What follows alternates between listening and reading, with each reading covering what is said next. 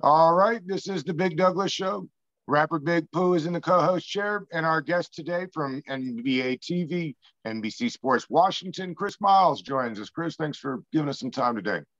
Yeah, man, I love that hat, Big Pooh. Representing for my man K. Dot, Killer Walker, man, the Charlotte Hornets hat, man. I'm feeling that. Nice.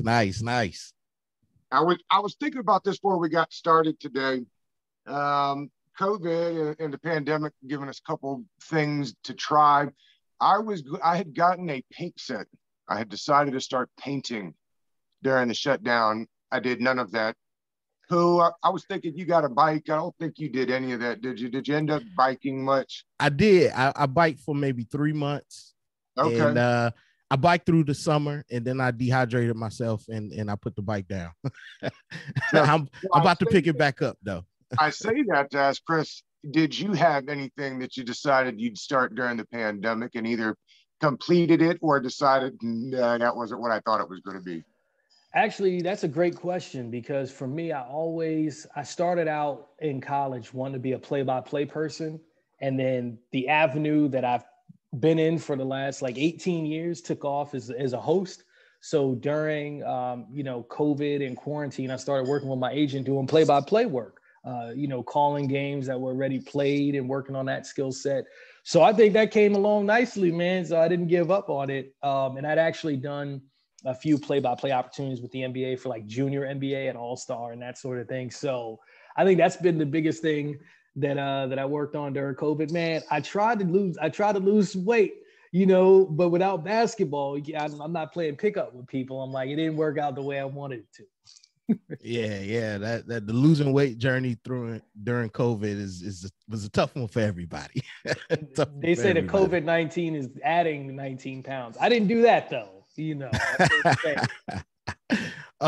Chris, I'm interested. I'm always interested in guys that go into play-by-play or hosting for different sports. What got you into that? Most people dream is to play the actual sport, but what got you into hosting and wanting to do play-by-play? Oh man, so my high school team were number one in the country, right? And I was the last guy on the team. And you know how people have hoop dreams and they think they're the best player? I would go places and dominate. But every time I came back to the hood and I was around all my friends, I'm like, oh, that's what an NBA player looks like. Oh, that's what a McDonald's. So I knew by the time I was 15 or 16 that I was good, but I wasn't an NBA player. And I think once I came to that reality and I'm around guys that had all the tools to be it, I'm kind of like, okay, what lane can I run in? And so I didn't necessarily choose broadcasting as a lane. I wanted to be involved in the business of basketball. So I interned in the World Trade Center, interned at the NBA, at a public relations firm. I was trying to figure it out. And when I got an internship at ESPN, again, I was trying to be on the business side and I kept meeting the anchors, man. And them dudes were happy. Props to my man Stan Verrett, props to the homie Kevin Frazier and all those guys. They were telling me how to make it in the business. And I'm like, oh, this is what I want to do. I want to be a happy person. And I also want to get some bread, man. So that's how I got into it. Nice. Chris, it feels like I hate to say younger generation, but I think that's what it is, of guys getting into the business are allowed to be themselves more authentically than it feels like guys getting into the business 20 years ago, where they kind of wanted you to put the shirt and tie on and fit into a box. It feels different now. Do you see it that way? Yeah, and I don't know. Put it like this, and I feel as a journalist, it rubs me the wrong way a little bit in this sense. It's not about me. It's about what, Isaiah Thomas thinks. It's about what Shaq thinks. It's about what Barkley thinks. It's about what Steve Smith thinks. It's about what Sam Mitchell thinks. And a lot of times, it's all right to be you. It's all right to have your own opinion. But I kind of look at it like, I don't care what with someone who didn't play what they think. And I see that a lot more. And I'm like, yeah, you can't beat an NBA player in a 3-point shootout. So why are you talking trash to an NBA player? It's like they don't respect the game. So I do have a little bit of an issue with it, but I'm not the get off my lawn guy. It's just not the lane I'm going to run in because, say for instance, I beat Victor Oladipo in a game of horse, right? And we put it on TV, ha ha. But in the middle of it, he was like, yo, I'm gonna start dunking. I'm gonna beat you like that. I'm like, yeah, you know I can't dunk. So there's parameters and there's a respect for the game that I just think that if the younger people coming in are themselves, but they still respect the game, I think that's the way to do it. But some of these dudes be reckless, man, out here talking sideways to people that I think they deserve a little bit more respect than that. Can you briefly give a just an overview of what preparation is like as you go into a show? I know a lot of people, they look and they, oh, that's easy, I can do that, just like they probably talk about the NBA players, but it's truly a talent and a skill with guys such as yourself, you know, possessed to do this. Can you just give an overview of your like preparation? You're familiar with Jay-Z's lyrical exercise, right? Absolutely. That's it. Meaning, it's not like, oh, I'm going to study this right now and say this to you. It's that I'm always studying it. Like when I was younger, I was a rapper, and that's what I was going to be. And I carried my composition book and, you know, the small on my back, and I pull it out whenever I had a bar, and I write a song every day. Well, now, oh, what's this stat? Let me look at it. I'm going to write it down. I'm going to commit it to memory. Because what happens is when, you know, I was live when the players boycotted. Let's say I didn't prepare in that way. I wouldn't have been ready for that because it's 3 hours of where are we going next. There's no teleprompter. There's no person telling you what you're going to do next. It's just, hey, we got Isaiah Thomas on the phone. Talk. Do you know what I mean? So it's just always, you got to be it all the way. That's my man SP, one of my favorite rappers, always got to be it all the way. And that's what I would tell someone, man. You can't just be halfway doing it or trying to do it because you want to be famous. You got to be it all the way. What are the major differences? You know, I know that you have done TV and radio. What's the big difference? I mean, other than having your face on a camera, what do you think the major differences are between radio and television? You know, it's like the difference between a Nas record and like a guy freestyling. Like radio is, okay, here's a topic, freestyle.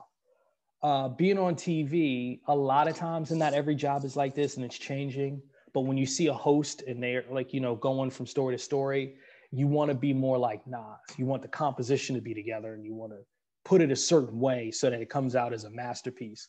Whereas for me, when I'm on the radio, you can't do that. And anything's going to happen. People are going to call in and you have to be sharp. You know, you have to be able to go in there and whenever they say something, be able to flip that off and have your stats and stuff be ready. So that's how I would describe the difference. One is more like, you know, a Nas song where everything's layered, or a Kendrick song, everything's layered. And the other is just like a freestyle. And do you have the skills for that? Chris, I'm interested on your thoughts on teams, the way teams are building these days.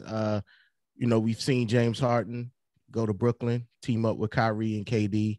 Obviously, we've seen it in the past with LeBron and some of his teams.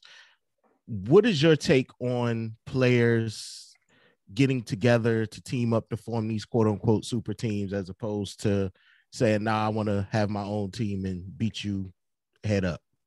There's two ways to look at it. Props to LeBron, right? Because not because of him putting a team together in Miami, but after he did it, everybody's trying to put together the Avengers to beat him.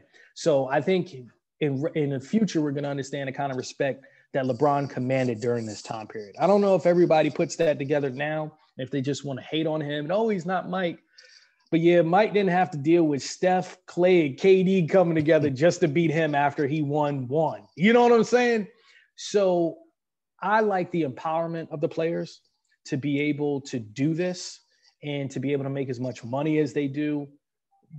I like it when those teams come together and someone stands up to them, right? And someone beats them. So with the Nets coming together, getting Blake and LaMarcus Aldridge and the buyout, I'm rooting against them. It has nothing to do with James Harden, has nothing to do with Kyrie. And, you know, I love KD. He's a DMV guy. And, you know, his pops is a cool, good. Shout out to Wayne Pratt. But man, I just, when they come together like that, I just root against them. Like, I'm like, yo, Doc Rivers in Philly, I'm rooting for you this year. Giannis, I hope you break through. And that's just the truth of how I feel. You mentioned the Nets. Is it just me, or did James Harden and Kyrie Irving become more lovable this season? Like, Is the new version of them nicer? I mean, Harden, I feel like, has gotten rejuvenated since he's left Houston for Brooklyn. I mean, that's people's perspective. When it was Harden, Russ, and KD and OKC, as a former point guard, I loved Harden in that time period, man. That man was dropping dimes, putting his scoring on the back burner. And I don't like the dribble version, right? But he's changed to fit in with his teammates. And I think he's an underrated passer from this era. The other thing, I'll give you a small story, and I don't think I'm shedding too much light on other people on this. But I was in a room where, a lot of players were in there and everybody's chilling. And James Harden sees Candace Parker and he goes, "I'm proud of you."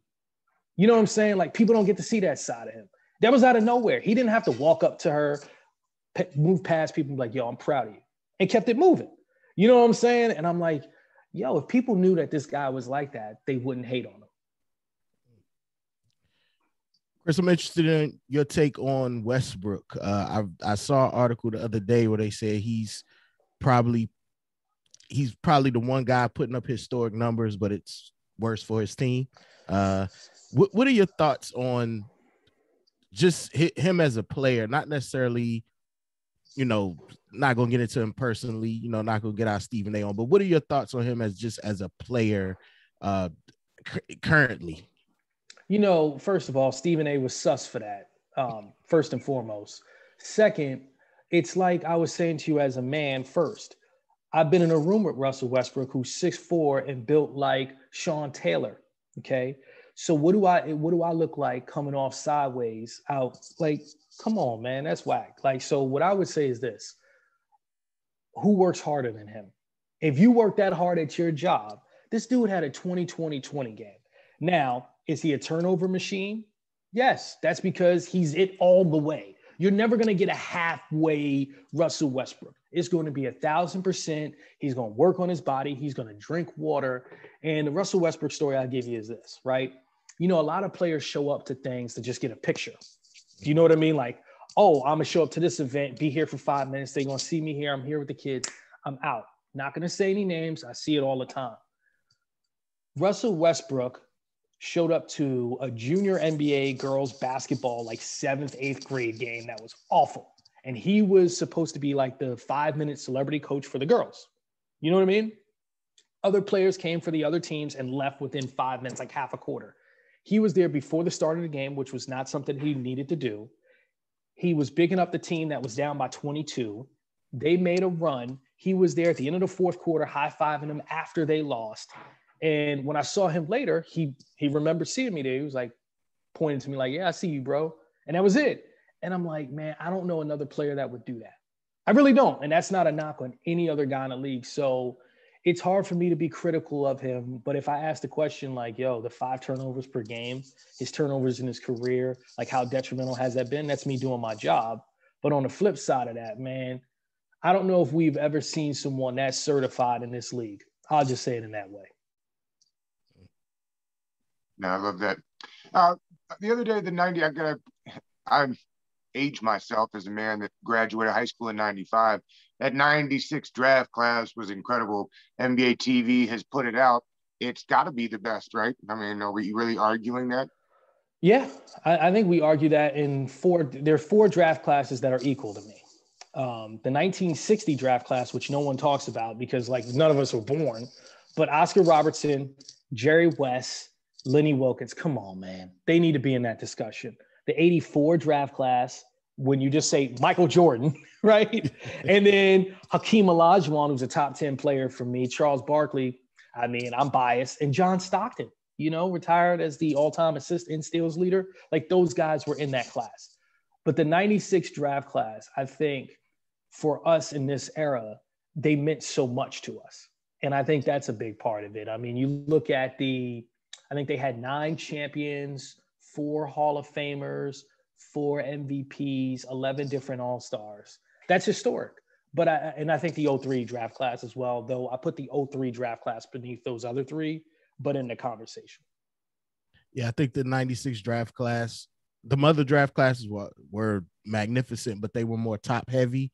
Whereas the 96 class, up and down that first round, you found All-Stars, Marbury Hall and of Nash at the Famers. bottom, right? It's crazy. Yeah, I mean, Steve Nash, one of the greatest point guards to play the game, was not in the top 10 in that class. So and Kobe. And Kobe, who was 13. I think he's 13 in that class. So it definitely I think that's why the 96 class get the props it gets, is because from top to bottom of the first round, not the second round, the first round, it was an awesome class.